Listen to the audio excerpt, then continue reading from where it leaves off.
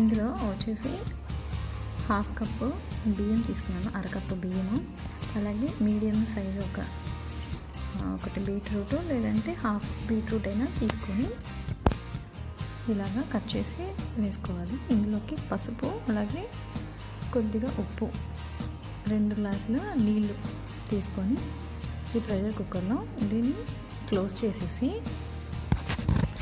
Stove on చేసి ఒక 6 నుంచి ఒక 10 లోపు విజిల్స్ బాగా ఉడికిస్తే ఈ వాటర్కి ఇవన్నీ కూడా కరెక్ట్గా ఉడుకుతుందన్నమాట.